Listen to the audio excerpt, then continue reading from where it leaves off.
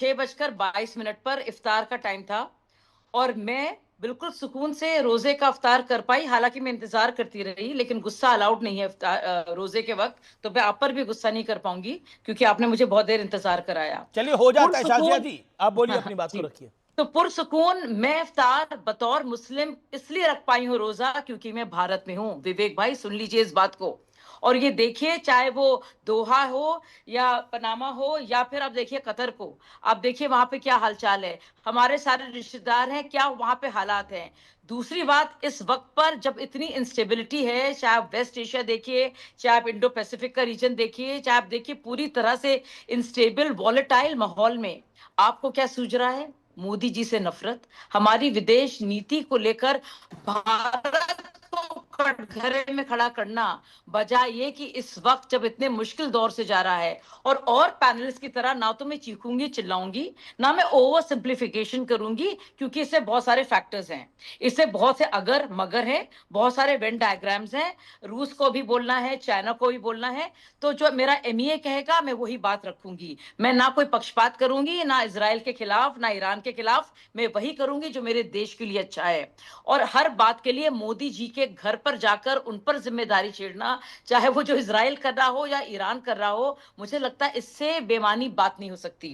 कांग्रेस का अहमकानापन देखिए, जो देश लगातार खड़ा रहता है पाकिस्तान के साथ, अब उनको बड़ी फिक्र हो गई है। दूसरी बात, ये सिर्फ मुस्लिम देशों की बात नहीं, विवेक भाई थोड़ा समझिए, थोड़ी अकल चाहिए इसके लिए। ना ये शिया सुन्नी की जो सूशी पॉलिटिक्स है उसकी बात है। ईरान आप जानते हैं शिया है, और आप जानते हैं चाहे वो कतर हो या सऊदी हो या फिर यूएई हो, पूरी तरह से सुन्नी है। तो इस तरह की अहमकाना बात आप ना कीजिए, ये सब मुस्लिम देश है।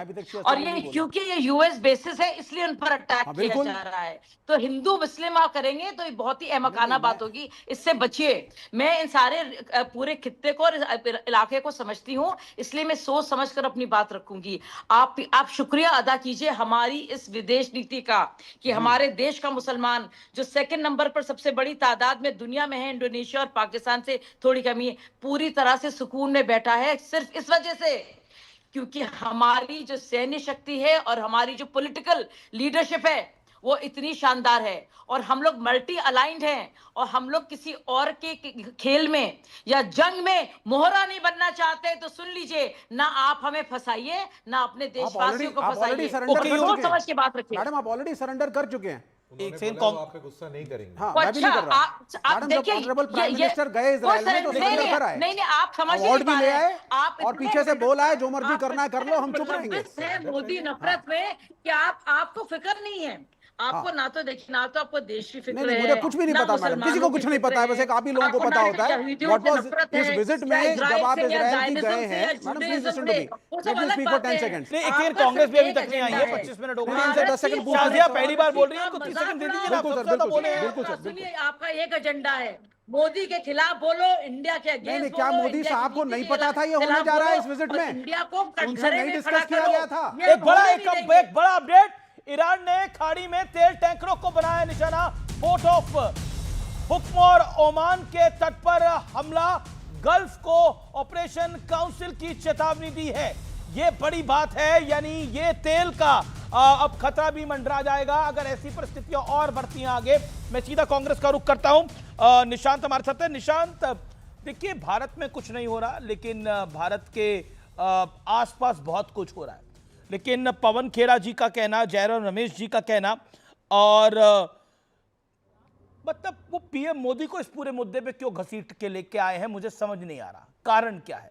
It is the hatred towards Modi और समथिंग एल्स? निशांत। सभी को नमस्कार। सबसे पहले देखिए, कांग्रेस, इंडियन नेशनल कांग्रेस सबसे पहले इस वॉर को कंडेम करती है और इंडिया को बैलेंस और सीज फायर की बात करनी चाहिए। देखिए, कुछ चीज़ें हमें समझनी चाहिए।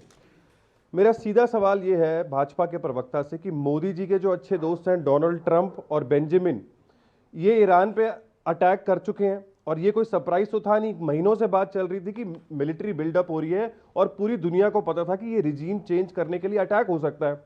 मोदी जी 25-26 फरवरी को इजराइल पहुंच जाते हैं, नीसेट में कहते हैं कि India stands with Israel, award भी लेते हैं, तालियां भी बजवाते हैं। देखिए, हमारे देश ने शुरू से दोनों बैलेंस कंट्रीज के साथ रहे हैं। तो प्रधानमंत्री को अगर पता था कि वॉर होने वाली है, या फिर यह भी पता था कि उनके जाते ही वॉर होने वाली है, दोनों ही सिचुएशन में फॉरेन पॉलिसी का फेलियर है। ये कांग्रेस पार्टी कह रही है फॉरेन पॉलिसी दोस्ती पे नहीं चलती, नेशनल इंटरेस्ट पे चलती है। देखिए इंडिया का 60 मोदी जी के वहां जाने से 60 सेकंड क्या बोलना चाह रहे हैं, मुझे समझ में नहीं आ 60 रहा है। सेकंड आपको समझने की कोशिश करिए, अभी आप समझेंगे। देखिए ऐसे वक्त में आप एक कैंप में खड़े नहीं हो सकते, आप एक ऐसे वक्त में एक कंट्री के साथ खड़े नहीं हो सकते। ये अलाइनमेंट पॉलिटिक्स नहीं चल सकती।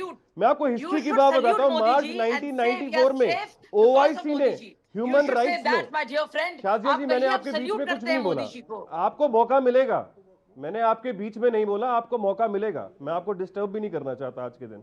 बात सुनिए, 1994 में ओआईसी कमीशन में कश्मीर के खिलाफ रेजोल्यूशन लाने वाली थी। बोलिए, आप बोलिए।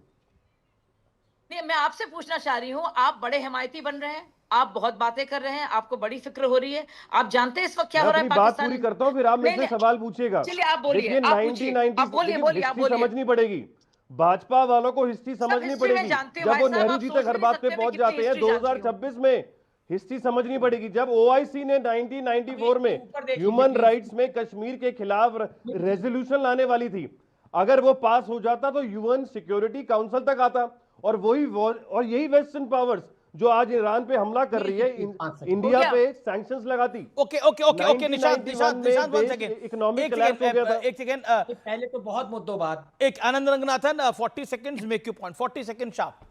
हाँ, पहले तो बहुत मुद्दों बाद मुझे ऐसे कांग्रेस के प्रवक्ता मिले जो कि इतने इरुडाइट और सहनशील हैं, तो मैं इनका धन्यवाद दूंगा। इन्होंने खुद अपने आप को रोक के शाजिया जी को चांस दिया, ऐसे बहुत मिलता है, तो थैंक यू सो मच। अब आप मेरी बात भी धैर्य से सुनिए।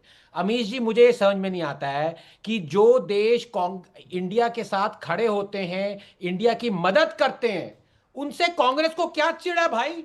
कारगिल वॉर में हमें आर्म्स एंड एम्यूनिशन चाहिए थी, इजराइल आगे आया, यूएस सैंक्शंस लगी हुई थी, लेजर गाइडेड मिसाइल्स और आर्मामेंट्स के थ्रू हमने कारगिल वॉर जीता, इजराइल से दुश्मनी कर ली। 1971 में वही इंदिरा गांधी जी ने गोल्डा मायर से आर्म्स एंड एम्यूनिशन ली। गोल्डा मायर ने कहा कि हमें उम्मीद है कि आने वाले दिनों में आप इजराइल की मदद करेंगी, लेकिन हमने यौम किपुर वॉर में 1973 में उन पे छुरा भोंक दिया। फिर इजराइल से दुश्मनी है। जिनसे आपको प्यार है उन्होंने इंडिया को कभी सपोर्ट नहीं किया। ऑपरेशन सिंदूर में भी उन्होंने धुतकारा है, इजराइल आगे आके हमें सपोर्ट किया है। तो प्लीज मोदी को हेट करना है करिए, देश को हेट मत करिए, मेरी आपसे ये विनती है। देश ने आपका कुछ नहीं बिगाड़ा है, मोदी को हेट करना जितना करना करिए। ओके निशांत भाई जवाब दे दूं जी। देखिए नरेंद्र मोदी जी जो हमारे विश्व गुरु हैं, वो हर रोज एक मास्टर स्ट्रोक करते हैं। आप समझने की कोशिश करिए, नरेंद्र मोदी इंडिया की स्ट्रैटेजिक ऑटोनॉमी की जड़ काट रहे हैं। 1994 में, आनंद जी सुनिएगा, ईरान ने इंडिया को यूएन सैंक्शन से बचाया था। ईरान ने, मोदी उन्हीं वेस्टर्न पावर्स को खुश कर रहे हैं आज की डेट में। इंडिया पर इकोनॉमिक सैंक्शन थोपने की तैयारी थी उस समय। फॉरेन पॉलिसी नहीं है ये, सिर्फ एक फोटो खिंचवाना, मेडल पहन के वापसी आ जाना। जब उनको पता था कि 2 दिन बाद वॉर हो रही है, तो मोदी जी इजराइल में जाके एक ऐसा बयान दे सकते थे कि हमें पीस चाहिए। गाजा में, पैलेस्टाइन में जो लोग मरे, देखिए दो डायलॉग और पीस के जरिए नहीं सुन लीजिए, मैंने पूरा बोलिए।